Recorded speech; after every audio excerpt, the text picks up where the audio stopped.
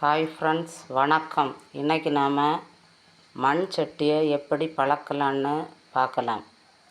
அதுக்கு நம்ம வாங்கின புதிய மண் சட்டியில் வடித்த கஞ்சி தண்ணி உண்டுல, அதை ஊற்றி கொதிக்க வைக்கணும்.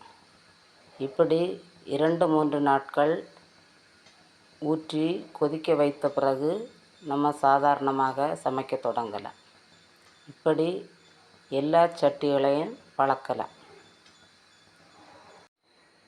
இனி இந்த மண் பாத்திரத்துலேயும் வடித்த கஞ்சி தண்ணியை ஊற்றி கொதிக்க வைக்க தொடங்கியாச்சு. இது நன்றாக கொதிக்க தொடங்கியாச்சு. இதை ஆறுற வரை அப்படியே வச்சுட்டு அடுத்தது தேய்ச்சி கழுவணும். சோப்பு போட்டு ஒன்றும் தேய்ச்சி கழுவக்கூடாது.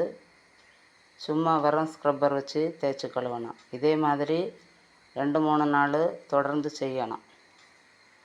இந்த பிடி உள்ள சீன் சட்டியிலையும் கஞ்சி தண்ணியை ஊற்றி கொதிக்க வச்சாச்சு. இதே 2-3 நாட்கள் இதே மாதிரி கொதிக்க வச்சு நன்றாக பழக்கணும். இந்த சின்ன சட்டியானது தயிர் ஊற்றி வச்சது வாங்கின சட்டியாக்கம். இதுலேயும் கஞ்சி தண்ணியை ஊற்றி கொதிக்க வச்ச தொடங்கியாச்சு. நீங்களும் இதே மாதிரி மண் சட்டிகளை பழக்கி பயன்படுத்துங்க. இது ஒரு மீன் சட்டியாகும். இதுலேயும் கஞ்சி தண்ணியை ஊற்றி கொதிக்க வைக்க தொடங்கியாச்சு. நம்ம இப்படி வடித்த கஞ்சியை ஊற்றி கொதிக்க வைக்கிறதுனால நமக்கு கேஸ் மிச்சமாகும். நம்ம தண்ணீர் ஊற்றியும் கொதிக்க வச்சு பழக்கலாம். அப்படி தான் அந்த வாங்கின கடையில் உள்ள அக்கா சொன்னாங்க. நான் ஆனால் முன்னாடியே சட்டி வாங்கும்போது இப்படி கஞ்சி தண்ணி ஊற்றி தான் பழக்குவேன். நிறைய வருஷம் சட்டி நமக்கு உடையாமல் பிரிஞ்சு போகாமல் இருக்கும்.